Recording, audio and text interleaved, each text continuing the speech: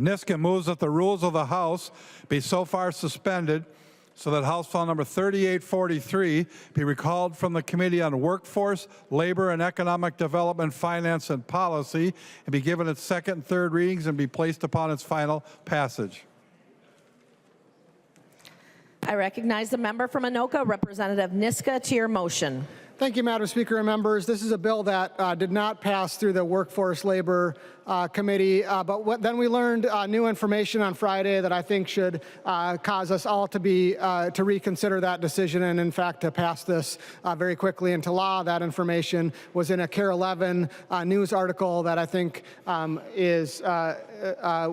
learn about some more in this discussion. But the legislature appropriated $1 million to an organization that has been exposed as having some pretty significant problems that this bill would have solved in the first place. So, Madam Speaker, I request a roll call.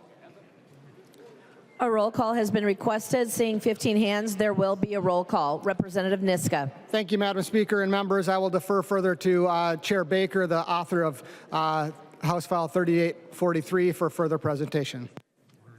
Discussion. I recognize the member from Candy, Ohio, Representative Baker. Thank you, Madam Speaker and members. I appreciate having the sense of urgency because this is important. If you care about fraud in Minnesota, if you care about making sure that we do everything we can to prevent fraud in Minnesota, you want to pay attention to this because the session will be over before we know it. We brought a really good idea forward last week to the committee. And as Leader Niska said, too, a KARE 11 story came out on Friday, and it was the right timing for me to bring it up so we can talk about this important bill going forward about how can we look at how we do direct appropriations in our workforce committee going forward. So this is a bill that I'm carrying. I have been working on this for several months. I have shared this with my co-chair, a month or two ago again, and it still had a very good discussion in our committee last week. Generally, what this bill does, members, is it helps the chairs and the committee in workforce at the end of session when we have a lot of nonprofits, a lot of folks lining up to try to get dollars from the Workforce Development Fund to come in front of us and ask for money to try to help people get better employment opportunities, more skills, folks getting out of incarceration, kids with youth skill enhancements. There's a lot of good groups that come to us, but in a budget year, members, what I learned as the first-time chair of this is that it's overwhelming and it could be easily missed where we didn't catch all of the red flags or catch all of the information needed because we just simply are not set up this way to do this kind of appropriation, in my opinion, in a way that is something that I can support and stand up for. So my bill, 3843, utilizes something that I've learned a great deal about more recently with the federal requirement for Minnesota and all states to have an economic development board, and in Minnesota we call that the Governor's Workforce Development Board. Currently there is 21 members on that board that are directly appointed. There are 39 members appointed by business, labor, and education groups all over the state of Minnesota, a total of 60 people on this Governor's Workforce Advisory Board. What my bill does, members, is it allows a subcommittee of that workforce board to get together and look at and help us vet groups that want to have dollars given to them, and then it would be appropriated from the legislature. We sort of set this up a lot like the LCCMR does when they're looking for grants or projects to be done around the state of Minnesota that helps our committee here to advise what does that well-vetted bipartisan group work on. The legislature then has the ability to take that advice, take that report, vote on it, but the legislature has final decision-making process. You have the ability to tonight do something that would set up a bit like that, so we've got an extra group having eyeballs on recommendations and direct appropriation bills that come at us. This is an important kind of work that we need to do.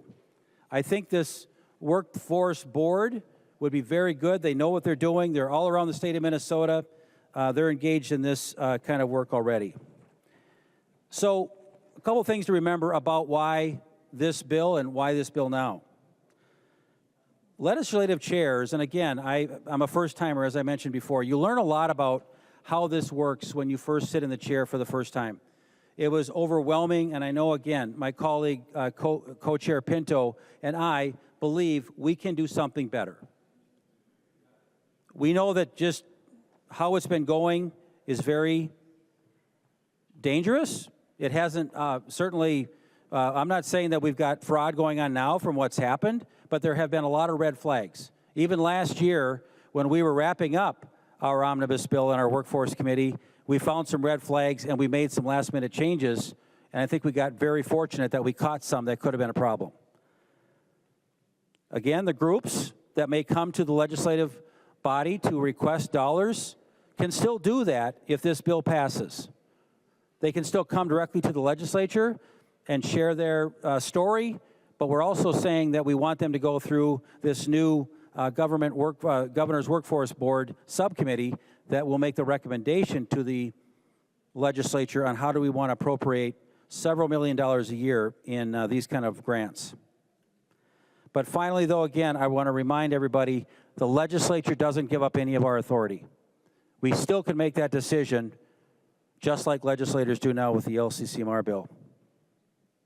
Had this bill passed, hypothetically, a couple years ago, and what we learned just recently on the CARE 11 story, this would have prevented a lot more red flags. There was a group out there that was not tied to feeding our future, but very closely aligned to feeding children during COVID.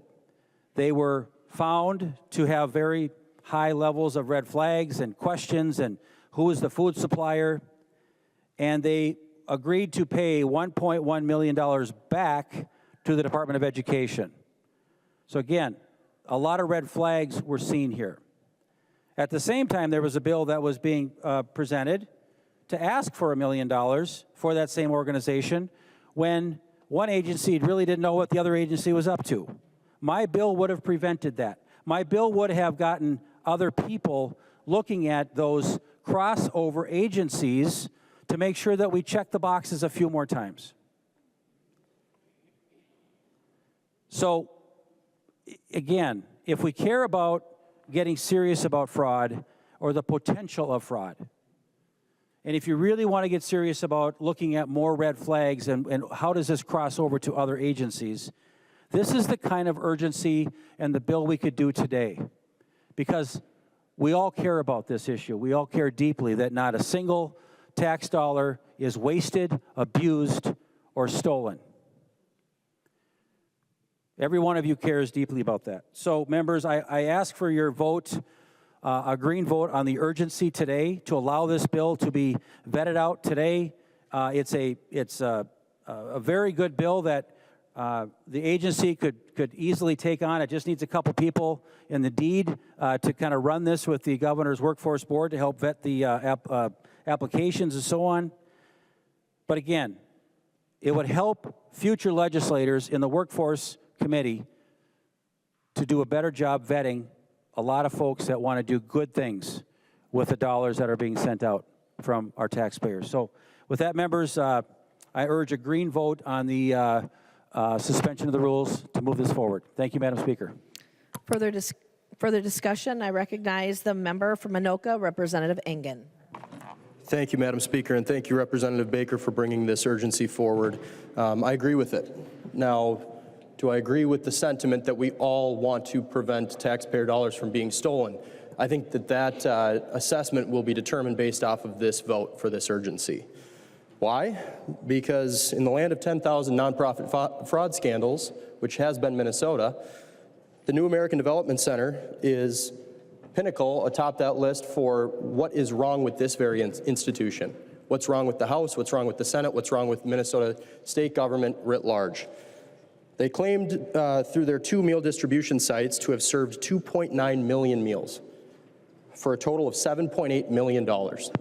Same federal nutrition program that allowed Feeding Our Future to get away with over $300 million worth of fraud. The State Department of Education ordered a payback of $1.1 million in taxpayer dollars because it was fraudulently obtained money. Now that's still a pretty good ROI. That's, $7.8 million minus $1.1 million that they're ordered to pay back. They're looking at a $6.7 million payout. Pretty good day. But that wasn't good enough for them, was it? They needed to come back for more. Their scheme needed more money. So they go and they help write a bill that would provide them another $2 million. Now, they didn't get everything that they asked for on their wish list. They only got $1.1 million in 2024 under the Democrats. But not just that. You come to find that their CEO and their executive director gave campaign contributions to those same Democrats who authored those bills. It's listed right on the CFB, publicly available information. I can hold it up for you. And then the same entity who was found of this fraud, obtaining that money fraudulently, came out in a statement for the Alliance for Advancing Regional Equity. Of course, it's that organization name. We stand with Somalian immigrant communities. Stay strong, keep your heads high, and do not be shaken by hateful or bigoted narratives. Our resilience speaks louder than their prejudice. That's the same person who was donating to Democrats, mind you. Well, as of the 26th of January of this year, their Secretary of State business filing is still active and in good standing under the Democrat Secretary of State. Let's take a look at their website. They're About Us. What do? Here's their mission. The New American Development Center is to build a strong and vibrant African immigrant community through sustainable community and economic development programs by leveraging resources and addressing cultural needs, like stealing money, right? Emergency rental assistance, business technical assistance, financial education, advocacy and policy. A lot of advocacy and policy they're doing. They're coming in here and convincing Democrat legislators to continue giving them money. Imagine that. Well, let's meet their team, though, because on their website, they list off their team. Well, their CEO and president, Assad A., there's no last name listed, and when you try to click that person's name, it doesn't give you any available information. He's the founder and CEO, Assad A. Sadia O., Director of Operations. Maulid K., Community Organizer. Abdi S., Business Advisor. Mohammed O., Accountant. Point of parliamentary inquiry. Yeah, you probably wouldn't want this Speaker. said. I wouldn't want this said on the House State your floor point either. of parliamentary inquiry. Thank you, Speaker. What order of business are we We are on? on discussion on the suspension of rules for House File 3843. Representative Engen. Thank you, Madam Speaker. I wouldn't want this said on the House floor either, about how this fraud could have been prevented, but I don't think you wanted it prevented. Let's keep going. I'll pick up where I left off. Point of order, Madam Speaker. I wouldn't want it said either. State your point of order. Mason's 124 paragraph 3 questioning motives. Should be focused on the substance of the debate and not on members' motives. Okay, members, as a reminder, we are discussing the suspension of rules for House File 3843. Please keep your comments to that motion. Representative Engen. Thank you, Madam Speaker. I wouldn't want it said either. Your vote on this urgency could prevent the very thing that I'm talking about from happening again. Let's see what you do. Let's see if you do it this time. Because we've given you ample opportunities. I think we're at 9 or 10 times that you shot down the OIG bill. Now we're on one that would allow us to actually see whether or not a nonprofit is engaging in fraud and still receiving state dollars. Somebody can actually have oversight of that, because apparently the state auditor can't. Apparently we can't have an OIG that's separate from the governor that can't. Nobody can. Well, this workforce development under the governor could. At least it's something. Better than nothing, which is par for the course in this place. Your vote will help me determine my opinion on whether or not we want to prevent fraud as an entire body. If you don't, I have a hard time believing that that side does. Thank you. I recognize a member from Olmsted, Representative Quam. Thank you, Madam Speaker. And I remember several years ago when the Feeding Our Future audit came in, And I asked the people from the administration that were there for that audit, how many entities were suspected or committed fraud in the CCAP? Because there were some issues with CCAP earlier. And I believe they said it was five or six. And then a year or two later, when an elderly, feeding the elderly people audit came through, much smaller program, and there was fraud. And I asked, again, how many of these entities that you're suspecting fraud had been flagged for fraud in Feeding Our Future? They smiled and said only 2. I thought that was horrible, because program after program, year after year, repeat offenders have shown up in the audits. Having the cooperation and working towards what this bill is planning to do would prevent that. That means the people that we're trying to help would actually get the help. And to me, that's what's key and important. So we need to vote green on this and start fixing things. Thank you. Further discussion of the motion? I recognize the member from Ramsey, Representative Pinto.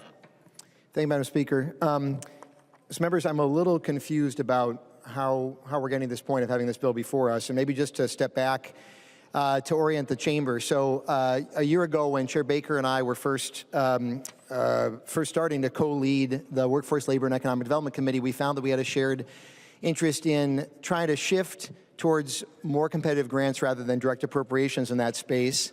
I will say, for me, the motivation has to do with our own decision-making process, the thinking that it's very hard for us in a short amount of time to identify which sorts of organizations are doing relatively better work, not quite as good, trying to assess that. We had a lot of conversations. We ended up passing a budget, as you well know, last spring that contained some increase in competitive grants, but also a number of direct appropriations as a result of negotiations with the Senate. A couple months ago, Chair Baker came to me with the bill that has resulted as House File 3843. It was just an idea at that point, and I appreciated the conversation. This, members, would take, there's a 50-some person board called the Governor's Workforce Development Board, and this incredibly innovative, this thing that I think Representative Engen said, this would show us who's engaging in fraud. So there'd be a subcommittee of the 50 to 60 person Governor's Workforce Development Board that'd be convened, would conduct outreach, and would make a suggestion to us about who to fund. You'll see towards the bottom of the page that they're going to take into account whether they're properly legally organized and in good standing, filed tax forms, et cetera. Chair Baker, I'm not going to ask you to yield, but I recall that we looked at those sorts of pieces of information in making the funding decisions last spring. It's been true for a number of years that this committee and its predecessors have collected that kind of information. Notably, what's not in this bill is any assessment of how good a job they're going to do, which is the thing that's been most important to me when I'm trying to make this switch.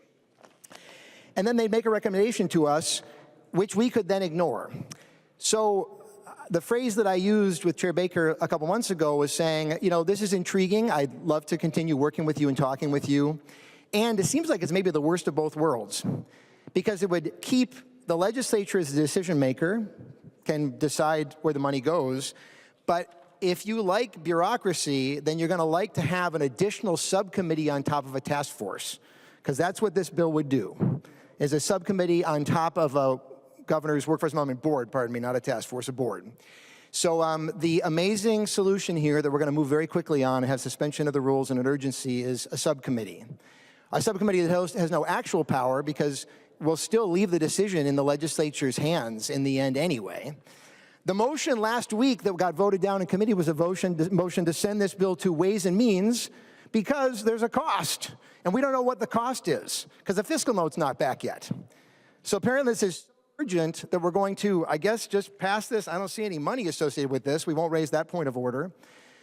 So Chair Baker brought this up a couple months ago. I appreciated the conversation. We said we'd continue talking about it. The that I saw was the bill got introduced and then the bill showed up in committee.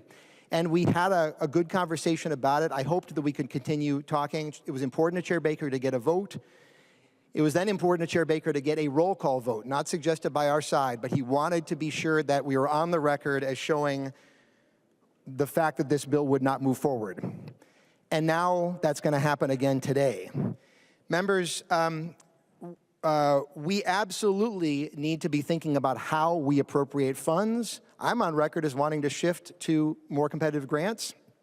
I am not on record as saying, in fact, I'm on record as saying the opposite, that we should not have, keep direct appropriations and have an extra bureaucracy before we make those decisions about direct appropriations. It remains an intriguing idea. I would love to continue considering it. I will say the moves like today make that pretty hard, and I feel like set us back in that progress. So members, this bill would not do the things that are being described. It would have a cost. We don't even know what the cost is. It's really hard for me to imagine that this is an urgency to do this. This is an interesting idea that should be continued to be considered in the committee process. And I guess this is an opportunity for Representative O'Driscoll. This is now twice in your 16 years has happened within half an hour of having a bill that apparently is now attempting to be moved along. I suppose this is bringing a suspension of the rules, so slightly different. But in any case, members, I would urge that we vote against this. Let's continue to work together. This is not the solution. Thank you, Madam Speaker. I recognize the member from Morrison, Representative Schultz. Thank you, Madam Speaker. Thank you, Representative Pinto, for outlining why we have this need today. Because members, being in deadline week, having seen this bill fail in committee, if I remember, there was a tie vote on this matter as we sought to push it through. And what we heard from my colleagues on the other side of the aisle is that a little progress or even a few steps in the right direction isn't good enough to move it forward. And in fact, every last ounce of detail had to be taken care of in their eyes. Oh, and oh, by the way, the administration has yet to deliver the fiscal note to the committee. After it's been requested, my understanding, 4 weeks. And we're talking about something so simple as ensuring that we're looking into the people who are seeking to receive money from the state. And you've heard plenty on this floor tonight about why we should be scrutinizing those people, why we should have oversight, why more eyes looking into the affairs of the people who are seeking dollars from the state is important. And oh, by the way, this should not be a partisan issue in one sense or another. I mean, if Republicans came forward and brought forward a bill that gave $1 billion to nonprofits, I'm sure my friends on the other side of the aisle would love to ensure that we looked at the records of every single one of those nonprofits. But alas, if Democrats do it, skip every step of scrutiny, remove every ability to vet a nonprofit seeking state support, and just say, here's the check. Right now, we have an opportunity in front of us, and suspending the rules right now would give us the sort of energy and momentum that this bill needs to stop fraud in Minnesota in our workforce development account, and ensure that the people who are a part of this subcommittee are doing this work ahead of the 2027 legislative session. Because if we don't, the next legislature will be in a worse off position with proposals and ideas and funding requests for the state that will not have received the kind of scrutiny that they need. So let's take one baby step in the right direction right now and suspend the rules to protect the taxpayers' money and to ensure that we are appropriately scrutinizing the people who ask for our money. Further discussion to the motion? Representative Niska. Thank you, Madam Speaker and members. I urge a yes vote on the urgency for House File 3843 because Minnesota cannot afford another preventable fraud failure. This is a simple bill. We've heard about it. It would create an advisory board similar to the LCCMR to vet nonprofits, applicants, and guide how workforce development dollars are spent.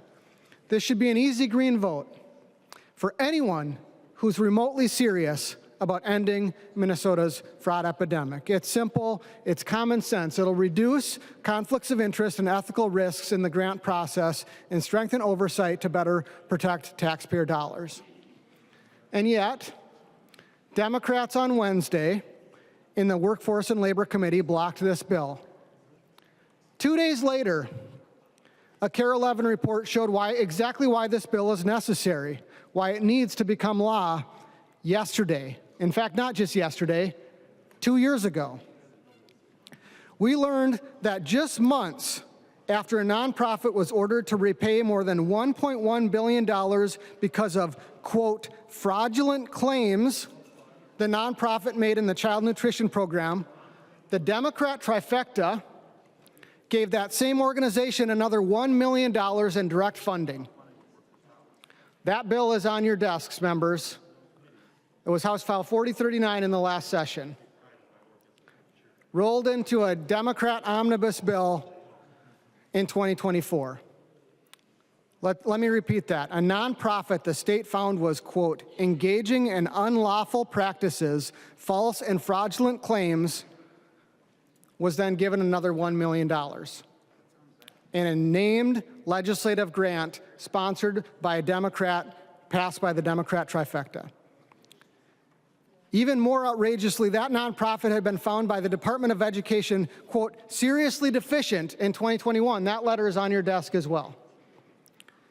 Members, that is exactly why we need this bill. After everything we've seen, taxpayer dollars are still going out the door to organizations already flagged for abuse. We need another belt and suspenders like House File 3843, a simple step towards accountability and transparency. So the question before us is simple. Now that we know what we know, why won't we act? What possible excuse is left for voting no? Why wouldn't we want greater oversight of the grant process? Minnesotans are demanding accountability. They want us to stop the fraud. Members, a yes vote is a vote to protect taxpayer dollars and stop the fraud. A no vote is a vote for the status quo. It's a vote for complacency. A no vote is a vote to keep the fraud flowing as Minnesota tax dollars slip away. To my Democrat colleagues on the Workforce and Labor Committee, you missed a chance last week to advance this bill. Today is your second chance. Don't miss it. Vote green. The clerk will take the roll.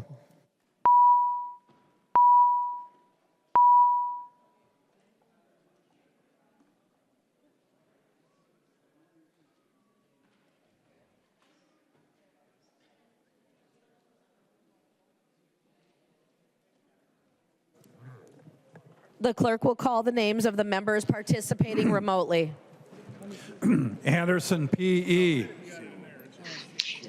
Anderson P.E. votes yes.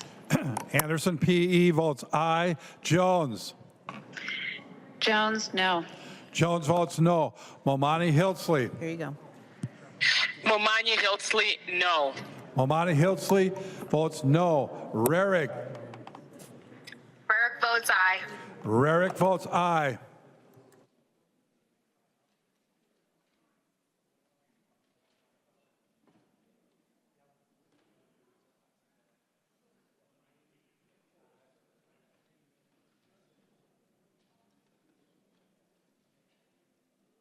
The clerk will close the roll.